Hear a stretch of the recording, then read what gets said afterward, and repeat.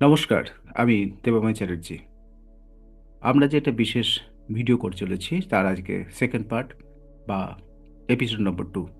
যদি এপিসোড 1টা দেখে না থাকেন তাহলে একবার চ্যানেলে যান, দেখে নিয়ে একবার দেখে নিন। কারণ সবার সঙ্গে সবার একটা যোগ রয়েছে।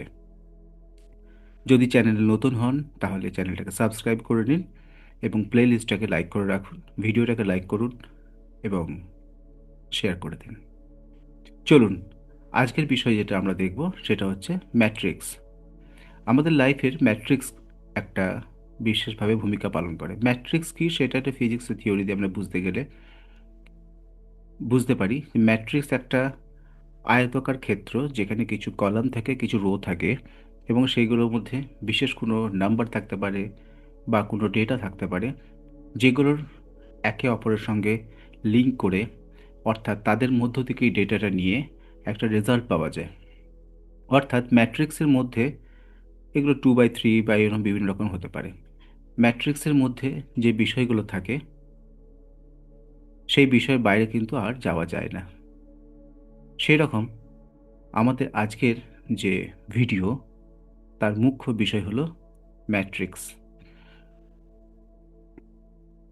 আশা করছি বিষয়টা আপনাদের পক্ষে খুব জ্ঞানবর্ধক হবে এবং বিষয়টাকে এনজয় করবেন। যদি ভালো লাগে অবশ্যই কিন্তু চ্যানেলটা সাবস্ক্রাইব করে দেবেন। মাইন্ড ম্যাট্রিক্স বা মনের জাল। মানুষের মন একটা বিশাল বড় নেটওয়ার্কের মতো। প্রতিটা চিন্তা, বিশ্বাস, ভয়, আশা সব একে অপরের সঙ্গে যুক্ত হয়েছে, একটা জাল তৈরি করে রেখেছে। এই জালটাই হলো মাইন্ড ম্যাট্রিক্স, যেখানে মানুষ নিজের এই জালের মধ্যেই বন্দি থাকে। ম্যাট্রিক্স আমাদের বলে দেয় কি ভাবতে হবে, কোন জিনিসে বিশ্বাস করতে হবে, কাকে ভয় করতে হবে। আর এই চিন্তার যে আমাদের কাঠামোটা তৈরি হয়, আমাদের শিক্ষা, ধর্ম, মিডিয়া, রাজনীতি সবাই মিলে তৈরি করে দেয়। ফলত মানুষ নিজের চোখে নয়, ম্যাট্রিক্সের দ্বারা প্রোগ্রাম করা চোখে পৃথিবীকে দেখে। এইখানেতেই যত গণ্ডগোল। মানুষ ভাবে যে সে স্বাধীনভাবে ভাবছে, কিন্তু আসলে তার বেশিরভাগ চিন্তা ভাবনাই তার নিজের নয়। ভালো করে ভেবে দেখুন, সে যা চিন্তা ভাবনা করে কোথা থেকে আসে? মিডিয়ার বার্তা, ধর্মীয় বার্তা, স্কুল কলেজের নিয়ম, সামাজিক প্রত্যাশা, এই সমস্ত কিছু মিলে একটা সফটওয়্যার যে তৈরি করা হয়, সেই সফটওয়্যারের মধ্যেই মানুষ তার চিন্তা ভাবনাগুলোকে ঘোরাফেরা করে। যখন কেউ তার বিশ্বাসকে প্রশ্ন করতে শুরু করে, তার বিশ্বাসকে প্রশ্ন করে, তখনই কিন্তু এই জায়গায় গন্ডগোলটা বেঁধে যায়। তখনই কি হয়? তার প্রোগ্রামটা কেঁপে ওঠে।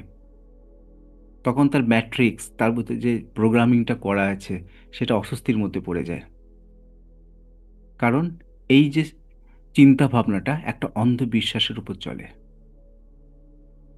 তাই চিন্তা থেকে নিজেকে মুক্ত করার প্রথম ধাপ হলো নিজেকে জিজ্ঞাসা করা, এই চিন্তা কি সত্যিই আমার? আমরা যে ভাবি কন্ট্রোল, কন্ট্রোল সবসময় কিন্তু আর্মস দিয়ে আসে না। অধিকাংশ সময় আসে অনুভূতির মাধ্যমে। যখন কেউ ভয় পায়, অপরাধ বোধে ভোগে, লজ্জিত হয়, তখন সে নিজের শক্তি ছেড়ে দেয়। আর এই অবস্থা থেকেই ম্যাট্রিক্স তার শক্তি সংগ্রহ করে। বুঝতে পারছেন বিষয়টা? ভয় পেলে, অপরাধ বোধে বা লজ্জিত হলে সে তখন নিজের শক্তিটাকে ছেড়ে দেয়। এমনকি ভালো ও খারাপ ধারণা এই প্রোগ্রামের অংশ। যতক্ষণ মানুষ এই দুই বিপরীতের মধ্যে দোলা খায়, ততক্ষণ সে কেন্দ্রে ফিরে আসতে পারে না। আর কেন্দ্রে থাকা মানেই হচ্ছে কি, ওঠানামার বাইরে অবস্থান করা, নীরব পর্যবেক্ষক হয়ে মানে বিষয়টাকে দেখা। অর্থাৎ আমি চিন্তাকে দেখব, আমি অ্যাকসেপ্ট করে নেব চিন্তাকে, আমি অ্যাকসেপ্ট করে নেব আমার যা কিছু ডিসকমফোর্ট আছে সব কিছুকে, এবং আমি এটাকে দেখব নীরব পর্যবেক্ষক হিসেবে। এই ম্যাট্রিক্সের উৎস দৃশ্যমান নয়। এটা কোথা থেকে তৈরি হচ্ছে, কোথায় যাচ্ছে, এটা কেউ বুঝতে পারে না। এটা এমন একটা অদৃশ্য শক্তি যা আহ, মানুষের বুদ্ধিমত্তা, মানুষের আবেগ থেকে শক্তি নিয়ে কাজ করে। তারা চায় যে মানুষকে ক্রমাগত বিভ্রান্ত করে দেখ, তাদের মধ্যে একটা প্রতিযোগিতাপূর্ণ একটা আহ, কি বলবো রিলেশন থাকুক, যেন সবসময় এ উঠতে চাইছে তো ওকে টেনে নামাক, ও উঠতে চাইছে তো ওকে টেনে নামাক, যাতে উচ্চতর চেতনায় কেউ যেতে না পারে। মনের ভিতর এমন থট ক্রিয়েট করবে যেন কেউ উচ্চতর চেতনার মধ্যে যেতে না পারে। যখন যখন কেউ নিজের অন্তরকে শান্ত করবে, যখন সে ভয় হারিয়ে ফেলবে, তখন এই শক্তিটা দুর্বল হয়ে যাবে। কারণ যখন উচ্চতর কম্পাঙ্ক আমাদের মধ্যে আসে, তখন এই ম্যাট্রিক্স টিকতে পারে না। আর যখন নিম্ন আবেগ থাকে আমাদের মধ্যে, তখন এই ম্যাট্রিক্স টিকে থাকে। ভালোবাসা, সহানুভূতি, নীরবতা, এইগুলো হচ্ছে বিপরীত তরঙ্গ ম্যাট্রিক্সের। বাস্তবতাও এটাও কিন্তু স্তরভিত্তিক হয়। যেমন রেডিওর ফ্রিকোয়েন্সি, যেমন আমরা চেঞ্জ করি, গান বদলাবে, যেমন গানকে চেঞ্জ করার জন্য উমুক FM 98.3, 95 উমুক, এই যে আমরা এইভাবে রেডিওর যে ফ্রিকোয়েন্সি চেঞ্জ করি, ফ্রিকোয়েন্সি চেঞ্জ করে কি করি, আমরা গানগুলোকে বদলে ফেলি। তেমনি চেতনা স্তরে তো বদলাতে গেলে নিজের এই ম্যাট্রিক্সটাকে ভাঙতে হবে। নিম্নতরে যে বাস্তবতা রয়েছে, যেখানে ভয় রয়েছে, বিভ্রান্তি রয়েছে, সেটাকে ভেঙে আমাকে উচ্চতর ফ্রিকোয়েন্সিতে উঠতে হবে। তবেই এই ম্যাট্রিক্সের সীমানাটাকে অতিক্রম করব। তার জন্য দরকার মেডিটেশন। যখন ম্যাট্রিক্সের সীমাটা আপনি ভেঙে যাবেন, তখন কিন্তু পৃথিবীকে আগের মতো মনে হবে না। সব কিছু এক আলো ছায়া মিশে এক নতুন রূপ সৃষ্টি করবে। তাই মনকে মনকে চিন্তা করা থেকে মুক্ত করা যায় না। মন চিন্তা করবি, কিন্তু আমি কি করব? চিন্তাকে পর্যবেক্ষণ করব, চিন্তার পর্যবেক্ষক হব। আমি নিজেকে উইটনেস বানিয়ে নেব, যেটা আমরা এখন ক্লাসে করছি। যখন কেউ চিন্তাকে নিজের থেকে আলাদা করে দেখতে শিখবে, তখনই সে প্রোগ্রাম থেকে বেরিয়ে আসবে। চিন্তা যেমন আসছে তেমন চলে যাবে, কিন্তু পর্যবেক্ষক তার আসা যাওয়াকে দেখবে, তাতে জড়াবে না। গল্পটা বুঝতে পারছেন? আমি বলবো, দেবময় ভাত খায়। আমি ভাত খাচ্ছি বললে আমার যে খাবার থটটা আমাকে কিন্তু ম্যাট্রিক্সে নিয়ে যাচ্ছে, আমাকে একটা সাইকেলের মধ্যে বাঁধছে। যখনই আমি ওই খাওয়াটাকে পর্যবেক্ষক হিসেবে দেখব, তখন বিষয়টা আমি ওর মধ্যে আর জড়ালাম না। আর এই অবস্থা মানুষ বুঝতে পারে, তার মন তার থাকছে না। মন একটা যন্ত্র, চেতনা হলো তার ব্যবহারকারী। মনকে ইউজ করে চেতনা। আপনার চেতনার স্তর যত উচ্চ হবে, মনের থর তত কমবে। চেতনার স্তর যত নিম্ন হবে, মনের থর তত উপরে উঠবে। আর যত বেশি মনের থর বেশি উঠবে, তত বেশি আপনি ম্যাট্রিক্সের মধ্যে ফেঁসে যাবেন, গোলকধান্ধার মধ্যে। আমি আছি বোধ যখন নিজের মধ্যে জেগে উঠে, যখন কেউ নিজের ভেতরে গভীরভাবে প্রবেশ করে, তার মধ্যে এক শান্ত ভাব জেগে ওঠে, তখন আমি আছি এই বোধটা তার মধ্যে জেগে ওঠে। আর যখনই জেগে ওঠে, তখনই গল্প পাল্টে যায়। আমি আছি, এটা কোনো নাম, পরিচয় বা ভূমিকার সঙ্গে যুক্ত নয়। আমি ডক্টর, আমি ইঞ্জিনিয়ার, আমি কৃষক, আমি লেবার, আমি কুলি, এই সঙ্গে যুক্ত নয়। আমি আছি মিন্স আমি আছি, একটা নিছক অস্তিত্ব, একটা নীরব প্রশান্ত আলোয় ভরা একটা সত্তা। এই বোধই আসল পরিচয়, বাকিগুলো সব কিছু ছায়া। আর এই ছায়ারই জাল সৃষ্টি করে ম্যাট্রিক্স। যতক্ষণ কেউ এই বোধে স্থির থাকে, ম্যাট্রিক্স ততক্ষণ তার নাগালে পৌঁছতে পারে না। যখনই আসল পরিচয়টা ভুলে যায়, যে নীরব প্রশান্ত আলোয় ভরা যে পরিচয়টা ভুলে যায়, তখনই ম্যাট্রিক্স এসে তাকে আঁকড়ে ধরে।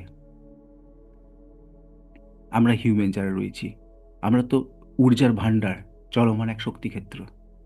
চিন্তা, আবেগ, আচরণ এসবই শক্তি তৈরি করে, যা চারপাশে বাস্তবতাকে প্রভাবিত করে। যখন কেউ ভয় পায়, রেগে যায়, বা রাগে হিতাহিত জ্ঞান সে হারিয়ে ফেলে, তার শক্তিক্ষেত্রকে অ্যাকচুয়ালি সে সংকুচিত করে। যত বেশি রাখবে, তার শক্তিক্ষেত্র তত বেশি সংকুচিত হবে, তত বেশি সে জালে জড়িয়ে পড়বে। আর যখন যার মধ্যে কারো প্রেম থাকবে, শান্তি থাকবে, সহানুভূতি থাকবে, ব্রেন একদম কুল থাকবে যেটা বলা হয়, তখন তার অরা বিস্তৃত হবে, আভামণ্ডল বিস্তৃত হবে। আর যত বেশি বিস্তৃত হবে, তত বেশি তার পরিবর্তনগুলো করতে থাকবে। এই বিস্তৃত শক্তি শুধু নিজেকে নয়, চারপাশে পরিবেশকেও পরিবর্তিত করে দেয়। এইভাবে ব্যক্তিগত জাগরণ সৃষ্টি করা যায়, ম্যাট্রিক্স থেকে বেরিয়ে আসা যায়। ছায়া মনে কিন্তু অন্ধকার নয়।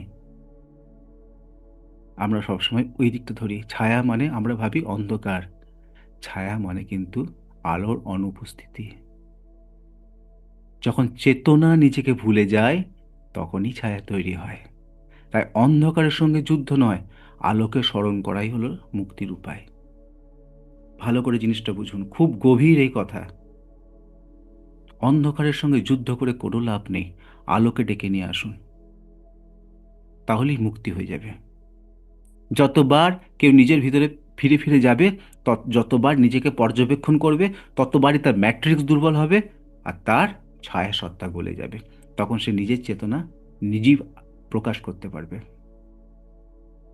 শেষ পর্যায়ে বলা যায়, জাগরণ কোনো শব্দ নয়, প্রদর্শনী নয়, একটা নিস্তব্ধ বিকিরণ, একটা প্রকাশ, যা ভেতর থেকে চারদিকে ছড়িয়ে পড়ে। সূর্য আপনি একজন, আপনার ভেতর থেকে আলো চতুর্দিকে ছড়িয়ে পড়ছে, চারপাশ শুধু নিজেকে নয়, চারপাশে পাশটাকে পুরো আলোকিত করে দিচ্ছে।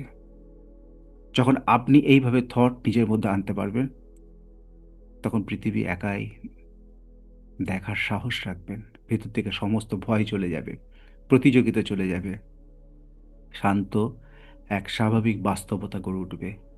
ম্যাট্রিক্স গলে যাবে, ছায়া সত্তা গলে যাবে, আর আপনি হয়ে যাবেন সেই ছায়া সত্তার ঊর্ধ্বে এক আলোর প্রকাশ। আজ এইটুকুই। যদি ভালো লাগে ভিডিওটাকে লাইক করে রাখুন। পরবর্তী পর্যায়ে আমরা কিছুদিনের মধ্যেই দেখতে পাবো। চ্যানেলটাকে সাবস্ক্রাইব করে দেবেন। ধন্যবাদ সকলকে। ভালো থাকবেন। পরের ভিডিওয় দেখা হচ্ছে।